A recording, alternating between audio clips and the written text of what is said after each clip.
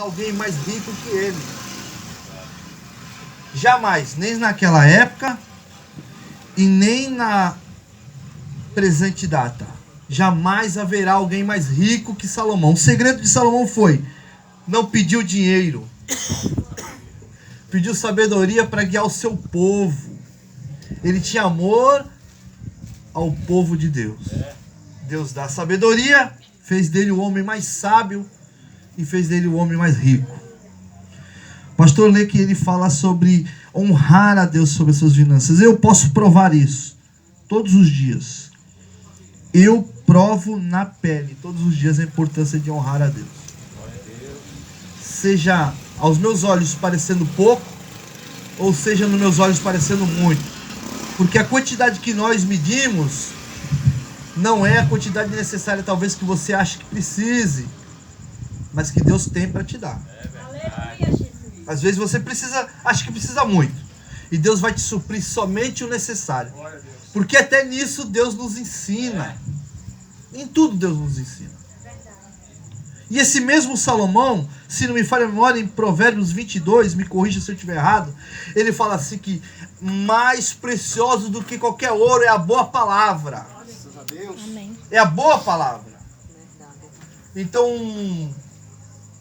um conselho prático para os irmãos. Eu aprendi na pele também. Honra a Deus primeiramente e honre a sua palavra. Seja ela com quem for, honre a sua palavra. Também concordo. É mais precioso do que qualquer ouro, qualquer riqueza.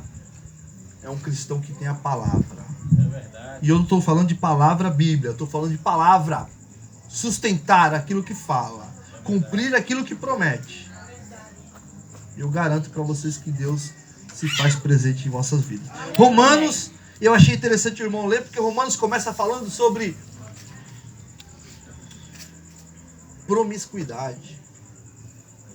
Paulo vai ensinar o povo acerca da promiscuidade. O irmão foi muito feliz na saudação porque ele traz essa concepção do pecado e tudo. E às vezes nos falta palavra para explicar com tanta profundidade como Paulo foi tão feliz nesse livro, como tantos outros que Paulo foi. Paulo vem abordar um assunto e deixa bem claro que é para que nós nos apresentemos como ofertas vivas. É verdade. Volta de novo a questão da oferta, de honrar a Deus, de nos colocarmos na sua presença. Glória a Deus. De forma absoluta, de forma inteira, com toda a nossa primazia. Amém? Amém. A palavra do Senhor que diz assim: houve um varão de Ramataim Zofim, do monte de Efraim, que se chamava Eucana, filho de Jeroão, filho de Elaú, filho de Tou e filho de Zuf e Efranita. Deve ser isso. São nomes tão difíceis que a gente só falta falar em mistério. Tinha ele duas mulheres, o nome de uma era Ana e o de outra Penina. Penina tinha filhos, mas Ana não. Vamos pular para o versículo 17. E ele respondeu e disse: vai-te em paz, ó Deus de Israel, te outorgue a petição que lhe fizeste. Amém? Glória a Deus. Curva a sua cabeça, vamos orar ao Senhor. Senhor Deus nosso Pai, em nome do Senhor Jesus Cristo, nós te pedimos, Senhor, que o Senhor, pela sua imensa misericórdia, Senhor, imensa bondade conosco, faça-se presente mais e mais conosco. Aqui neste culto, em nossas casas, em nossos trabalhos, em nossas escolas, seja onde for, meu Pai. Que nós venhamos entender a todo momento que nós não devemos brilhar só dentro da igreja, como o irmão falou, mas lá fora também. Que todos possam olhar em nós e ver: eu quero esse mesmo Jesus. Portanto, nos ajude, Senhor, pois a condição de pecadores está em nós e carecemos da sua força, da sua graça e da presença do teu Santo Espírito em nossas vidas. Assim eu te peço e te agradeço. Em nome de Jesus. Amém. 1 Samuel, capítulo 1 começa a narrar uma história de um triângulo amoroso. Começa a narrar de uma história de um homem que era casado com duas mulheres. Eucana. Duas mulheres. Penina, que tinha filhos, a Bíblia deixa bem claro. E Ana, que Deus cerrou a sua madre, fez com que ela não tivesse mais filhos. Tamanho era o embate dentro da casa dessas duas mulheres, que uma a afrontava a outra. É verdade. A que tinha filho debochava, zombava daquela que não tinha filho. A Bíblia diz que eles iam de ano em ano à casa do Senhor, adorar, entregar suas ofertas, os seus sacrifícios, iam honrar a Deus com as suas finanças.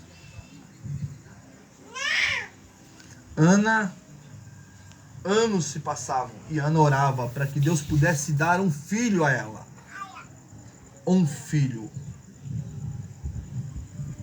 E de ano em ano eles iam ao templo e sacrificavam. E a Bíblia diz que Eucana tirava a melhor parte. A parte dos sacerdotes era de costume, uma parte para o sacerdote do sacrifício e uma parte você podia comer. E desta parte que você podia comer, Eucana dava à sua esposa. A Bíblia diz que ele amava Ana. Então entendemos que Eucana amava mais a Ana do que a Penina. Nós entendemos que ele tinha mais apreço por uma do que por outra. Mas aquela que ele não tinha apreço era que tinha filhos. E a que ele tinha apreço não tinha filhos. Ana sofria com essas aflições. Ana sofria com essas afrontas. Se eu pudesse, neste momento, usar um português mais claro, talvez Ana escutava de Penina: eu tenho filhos, você não tem. Você é seca. Você é estéril. Talvez Penina falava as mais absurdas palavras para Ana. Mas Ana não esmorecia, ia de ano em ano ao templo sacrificar com seu esposo, obedecia ao seu esposo, o acompanhava e comia do sacrifício. Mas isso tudo não era só o que ela queria, ela ia buscar também. Ela ia orar ao Senhor, ela ia pedir aquela bênção que ela tanto desejava. Alguns estudiosos, historiadores, a Bíblia não afirma, diz que ela orou por volta de 25 anos, 20 anos, não sei, e eu vou me ater ao que está escrito na Bíblia. Fato que talvez tenha sido há muito tempo. Fato que ela não esmoreceu e continuou orando e buscando ao Senhor, ano após ano. E a tristeza de Ana talvez era tão imensa que Eucana chega ao ponto de dizer para Ana: não sou eu mais importante, mais valioso, mais querido, mais a palavra que você quiser ouvir ou falar. E ele disse para ela: do que 10 filhos? Então eu entendo que talvez Penina tivesse 10 filhos. Então partimos da premissa de que ela orava há anos. Penina durante anos tivera filho após filho e chegou a ter 10 filhos e Ana nenhum filho.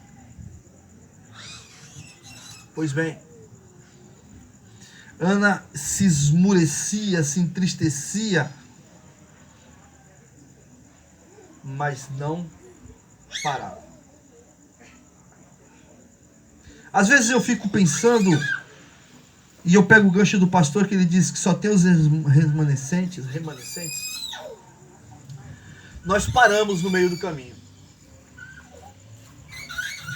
E isso é natural, não digo por acusação, por pecado ou qualquer coisa assim, mas isso é natural do ser humano. Não vermos, não sentirmos, não provarmos, não tomarmos posse daquilo que queremos, esmorecermos, abandonarmos, largarmos de mão. Mas Ana provou o contrário. Ana me mostra que valia a pena ela buscar. Aleluia. É verdade. Esse é o anseio da igreja hoje. Aleluia. Esperar em Cristo Jesus. Esperar aquele momento em que Ele irá vir buscar. Aleluia. E virá e dirá, como está escrito em Mateus, se não me falha a memória, 24. Vinde, benditos de meu Pai. A igreja se anseia por isso. Aleluia. Só que a igreja não pode se conformar naquilo que Ana não se conformou. A igreja não pode se conformar naquilo que a Ana estava. Ser estéril, não produzir. A igreja já não pode mais se contentar com isso. A igreja tem que buscar como Ana buscou. Aleluia. A igreja tem que desejar gerar como Ana gerou. Ana, ano após ano, buscava. Ana, após ano, mais ano, ela ia e orava e sacrificava e ansiava no Senhor que ela ia ter aquele filho tão amado. Aleluia. Ao ponto de oferecê-lo ao Senhor. E dizer ao Senhor que jamais passaria navalha em sua cabeça. Que quando ele largasse o período de amamentação, ela entregaria para o sacerdote. Mas ela ainda não tinha filhos. Isso estava só em promessas, em votos. Até que um belo dia ela não se aguenta mais e rasga na presença do Senhor e começa a orar, a só mexer a boca, a chorar na presença do Senhor. Tamanha era a sua tristeza, tamanha era a sua angústia, ao ponto de Eli julgá-la. Ao ponto de Eli julgá-la. E aí eu acho interessante, pastor, e eu abro um parênteses, porque Ana, nesse momento, ela não foi rebelde, pastor. Talvez eu, vou usar eu como exemplo, tivesse falado pro meu pastor Eli: eu não tô bêbado não, cara. Eu tô triste. Você tá falando besteira.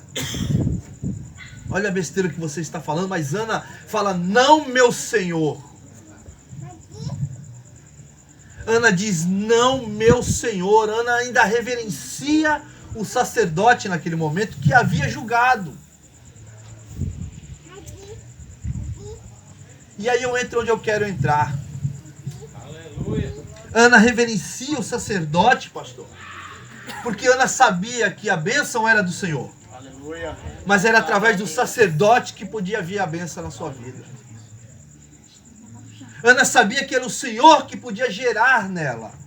Mas era o sacerdote que podia ministrar sobre a vida de Ana as bênçãos do Senhor. A Bíblia está dizendo isso. A Bíblia diz que Eli diz para ela que o Senhor outorgue, que o Senhor autorize, que o Senhor dê, que o Senhor conceda aquilo que está no seu coração. É a Bíblia que está dizendo, não sou eu. Então eu entendo que Deus, através do sacerdote, abençoou Ana. Deus, através do sacerdote, ministrou a bênção sobre a serva dele. Mas há alguns fatores importantíssimos. E se a gente passear pela Bíblia, a gente vai ver que tantos homens de Deus, através da sua boca, veio bênção sobre o Senhor. Através da boca dele, as bênçãos do Senhor veio sobre o povo. Se a gente for em Ezequiel 37, a gente vai ver isso. Deus indagando o profeta e perguntando para ele se os ossos poderiam viver. E Deus fala para ele: profetiza, Ezequiel. Profetiza, Ezequiel. Aleluia. Deus podia falar assim: olha, Ezequiel, está tudo vivo. Eu fiz viver, Ezequiel. Mas Deus fala: profetiza, Ezequiel. Profetiza. Nós vemos isso com o profeta Eliseu. A viúva ia morrer e ele manda trazer vasos. Traga vasos. E a bênção acaba quando acabam os vasos. Se tivesse vaso, até hoje, talvez não pararia de derramar azeite. Ela fala para ele: acabou os vasos. Acabou os vasos. Foi através da boca do profeta. Foi através da boca do profeta que ele diz a Naamã: vai lá e mergulha. E que eu acho interessante, pastor, é que ele não vai até Naamã. Ele não se apresenta na presença de Naamã e fala assim: Naamã, vai no Rio Jordão e mergulha. Ele manda o rapaz dar um recado. E Naamã se irrita com isso e diz: pô, mas eu sou general, eu sou todo poderoso e esse cara não vem falar comigo? Não está dessa forma escrito também, mas é mais ou menos conjecturando e dizendo acerca da Bíblia. Naamã se irrita porque ele não vem falar com Naamã. Ele não vem falar com Naamã, mas ele entendeu que ele tinha que obedecer a palavra do profeta. Ele vai lá e mergulha e é curado. Aleluia. Então nós vemos na Bíblia uma porção de exemplos que é através da boca do homem. É através da boca do homem. É através de você, mulher de Deus, homem de Deus, que pode profetizar sobre a tua casa.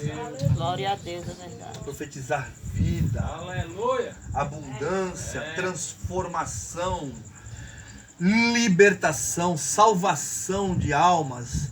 Profetizar neste lugar. Não ser como Ana, ou melhor dizer, ser como Ana, né?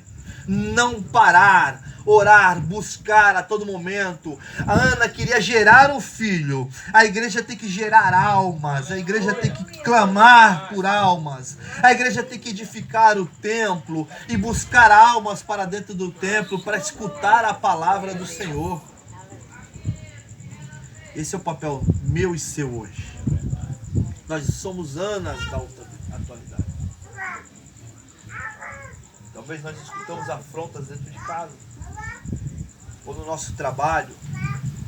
Quem de vocês talvez não tenha escutado um dia: você é crente para viver dessa forma? Esse é o Deus que você serve? Para servir Deus desse jeito eu prefiro não servir. Eu já escutei isso. Vai lá dar dinheiro pro teu pastor. Eu já escutei isso. Mas aí eu faço uma análise, pastor. Eu olho para a minha vida e para a vida da pessoa que me fala isso. Então eu não tenho que dar crédito para quem está falando isso. Eu tenho que dar crédito porque a palavra diz. Glória a Deus. Eu tenho que dar crédito para aquilo que Cristo deixou bem claro. E eu e o pastor estávamos conversando na reunião, ele me lembrou de uma palavra e eu cito ela agora porque é a mais pura verdade. Jesus deixa bem claro, né, pastor? No mundo teríamos aflições. Tem de bom ânimo, pois eu venci o mundo. Se Cristo venceu, nós vamos vencer também. Só que é importante você entender que talvez a vitória que você acha que é vitória, não é a vitória que Deus tem preparado para você. Talvez você ache que vencer é adquirir aquilo que você tanto deseja, ou ganhar aquilo que você tanto quer, mas a vitória que Deus tem para você talvez não seja essa. O fato que a maior vitória que Cristo Jesus já nos deu foi a salvação. Glória a Deus. Aleluia. Fato é que Ele morreu no Calvário por mim e por você. E isso preço nenhum consegue pagar. Riqueza de Salomão não paga. Melhores cargos, melhores dinheiros não compram. Foi sangue carmesim derramado no Calvário. Tudo já vinha apontando para Jesus. O pastor lembrou da profecia de Isaías. Tudo já vinha apontando para a cruz. Tudo já vinha apontando para a cruz. E aí eu sirvo um Jesus e você serve um Jesus que larga o reinado espiritual, celestial, abandona tudo, desce a terra, se faz homem. Porque era impossível ele morrer por mim e por você, sem ele sentir primeiro o que era ser homem. Se faz homem, em tudo é tentado, em nada ele peca, morre na cruz, nos deixa maiores ensinamentos, mas nos deixa bem claro que nós seríamos aflitos, nós seríamos perseguidos, nós seríamos escorraçados, nós seríamos talvez martirizados, mas nós teríamos em Cristo Jesus a certeza. Aleluia. Nós vamos morar no céu. Glória a Deus. Glória a Deus. Nós vamos morar na mansão celestial. Temos que ficar na bênção, na dispensação do homem de Deus. Ficar debaixo da dispensação do homem de Deus. Verdade. Aleluia. Este homem que sempre estará terá que estar ligado aos céus para ser canal de bênção na minha e na tua vida. Não tem outro jeito. Não tem outra forma. Não existe um cálculo matemático, um caminho, um percurso, um atalho para que isso seja mudado. Ana gera. Ana gera. E aí eu termino aqui essa saudação, porque é uma saudaçãozinha. Glória a Deus. É uma saudaçãozinha. Vou passar o microfone pro pastor de novo, os irmãos cantam, a gente se alegra mais ainda. Mas aí eu termino dizendo para ti, Ana gera, Deus abre a madre de Ana. Ana gera Samuel. Aleluia. As bênçãos de Ana foi completa de tal maneira que não há outro na Bíblia. Sem medo de errar, e te afirmo, não há outro na Bíblia.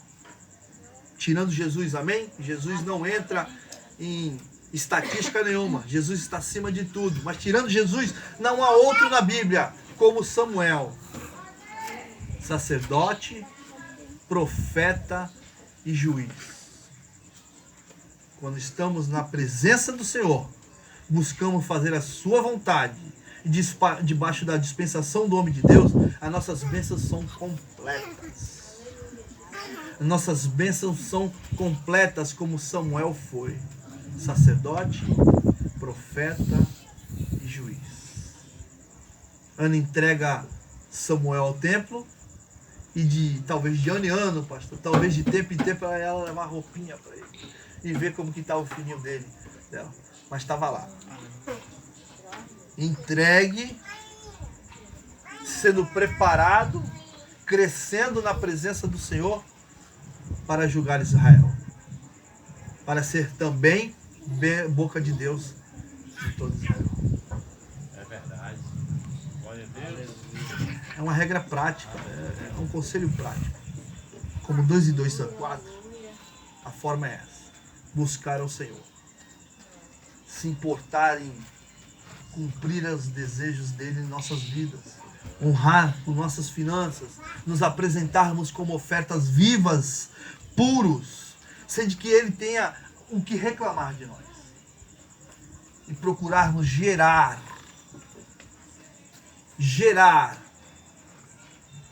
Ana gerou filho, nós geraremos almas ao Senhor. Amém? Amém.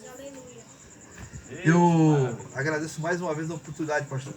E eu queria dizer aos irmãos que eu não sou pregador. De verdade, quando eu falo isso, eu não sou pregador. Eu gosto da Bíblia. Eu gosto de aprender Bíblia. Como com homens igual o pastor Jair, eu sei que disse que vai ter escola bíblica. Eu gosto de aprender Bíblia. A Bíblia é fascinante.